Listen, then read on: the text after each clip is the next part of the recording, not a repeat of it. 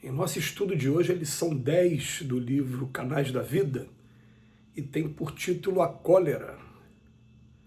A cólera é responsável por alta percentagem do obituário no mundo como legítimo fator de enfermidade portadora da morte. Além disso, é também a raiz de grande parte dos males e perturbações que dilapidam na base e a segurança dos serviços associativos na Terra. Nos lares invigilantes é o gênio obscuro da discórdia, nas instituições respeitáveis é o fermento da separação, nas vias públicas é a porta de acesso à crueldade, nos círculos da fé exprime-se por brecha, pela qual se infiltram as forças destrutivas da sombra. Nos fracos estabelece o abatimento imediato, nos expoentes da inveja e do despeito, engendra o desequilíbrio, já que efetua a ligação da alma com entidades representativas das regiões inferiores e conturbadas. Nos corações desprevenidos, lança as teias da violência, e nos irritadiços, espalha as sugestões da delinquência. Em toda parte, quando encontra guarida em algum coração impermeável ao bem, transforma-se em suporte de terríveis processos obsessivos que somente a compaixão divina, associada à bondade humana, conseguem reduzir ou sanar. Recebamos a experiência, por mais difícil, com a luz da confiança no Senhor, que nos oferecendo a luta depuradora, possibilita-nos a própria regeneração, a passagem na terra é aprendizado. Revoltar-se o homem à frente da vida é recusar a oportunidade de elevar-se ante a luz da própria sublimação.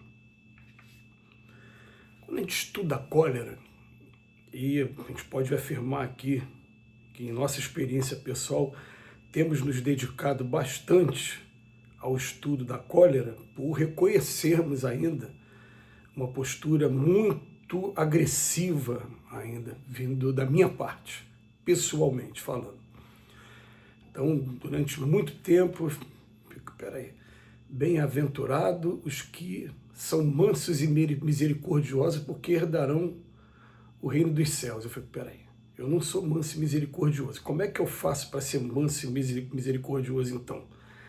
Não é uma coisa tão fácil assim, porque vai mexer com instinto, e instinto a gente não muda de uma hora para outra. Aí a gente começa a estudar a formação do espírito, não do homem aqui, do berço até hoje, eu estou falando do espírito.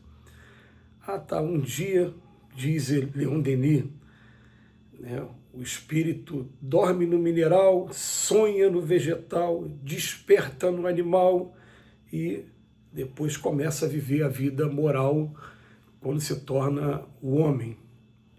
Trazendo para a gente algumas etapas, né, de formação desse espírito até que chegue a etapa que a gente se encontra. Nessas etapas, teve um momento em que, para a gente aprender a valorizar a nossa vida, nós tivemos que desenvolver uma coisa chamada instinto de conservação, que até no livro dos Espíritos está lá, lei de conservação.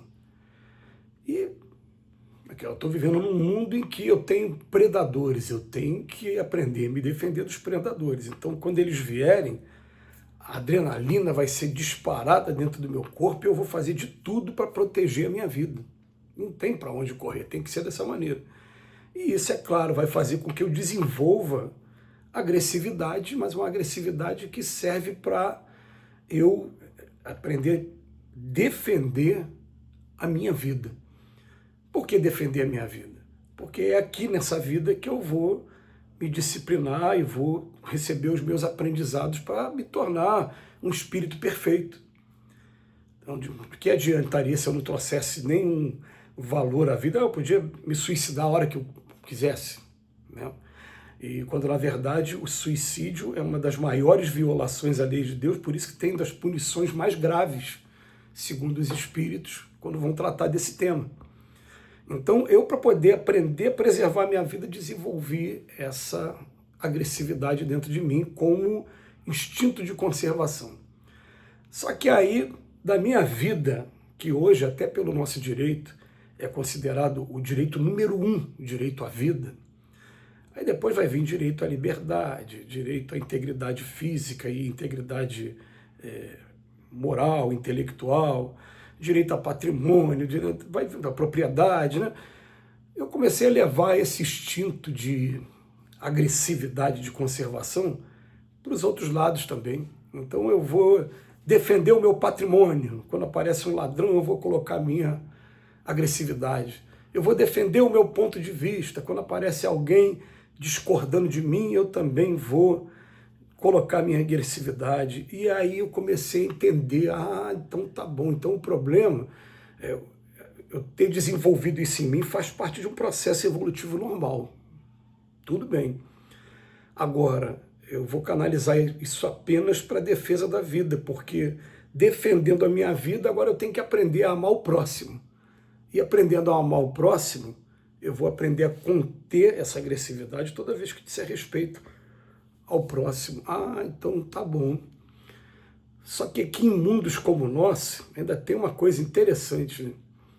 É que a gente está vivendo um mundo de expiações, de sofrer as consequências das violações que a gente praticou às leis de Deus. Então vai ser muito comum você encontrar pessoas que hoje estão conseguindo ter um comportamento reto e que estão fazendo parte daquele ditado, quanto mais reza, mais fantasma aparece. A pessoa não está fazendo nada de errado, mas está tudo acontecendo com aquela pessoa e acontecendo com repetição. E aí os espíritos vieram trazer um conceito diferente. Falaram, quando isso estiver acontecendo, é um prenúncio do fim de uma provação. Me explica melhor. É porque com todo mundo é assim. Chega um momento que a gente descobre que estava errado, vem o arrependimento, mas mesmo vindo o arrependimento, enquanto eu não reparar o mal que eu fiz, eu fico sofrendo as consequências do que eu fiz. Então, através da lei de causa e efeito, que é uma lei que ninguém consegue fugir dela, a semeadura é livre, a colheita é obrigatória, ninguém consegue fugir dessa lei, as coisas continuam acontecendo. Então, é interessante a gente analisar dessa maneira, que antes eu aprontava com uma determinada pessoa. E se aquela pessoa viesse se vingar, eu ia entender que aquela pessoa estava se vingando por conta do que eu fiz com ela. Mas a providência divina nem sempre faz dessa maneira. Quem vai fazer a mesma coisa comigo é uma terceira pessoa. Eu vou falar, por que essa pessoa está fazendo comigo? Porque eu fiz com aquela primeira. Se eu não tivesse feito com aquela primeira, essa aqui não teria autorização para fazer comigo. É assim que funciona? E aí a gente aprontou tanto no passado, que mesmo a gente agora aguentando calado, a gente ainda está sofrendo os golpes ainda, reiterados ainda, de consequências do que eu fiz no passado. Aí eu consigo me controlar, conseguindo me controlar a partir de agora, botando na minha cabeça que é melhor sofrer uma injustiça do que praticar uma, aí eu consigo chegar a um ponto de equilíbrio. E esse ponto de equilíbrio é que vai conseguir fazer com que eu passe a ser uma pessoa mansa e pacífica. E olha o repertório que o Emmanuel trouxe para a gente hoje.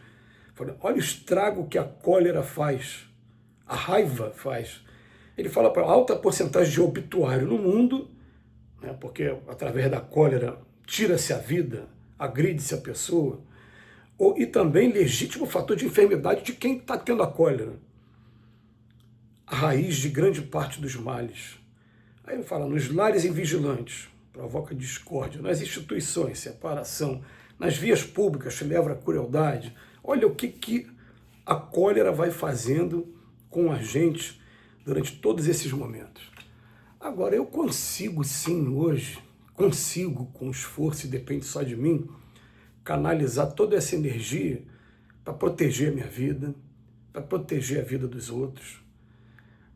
A gente percebe que na nossa legislação, hoje, ainda existe a legítima defesa, e a legítima defesa, normalmente, a pessoa vai agir de maneira inconsciente. Para proteger, ela vai usar moderadamente dos meios que estão à sua disposição para encerrar aquela agressão que está sendo injusta. Tudo bem.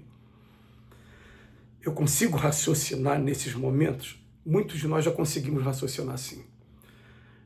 Tem aquele limite que existe entre o instinto e a inteligência. Quando o instinto cai e a inteligência começa a aparecer.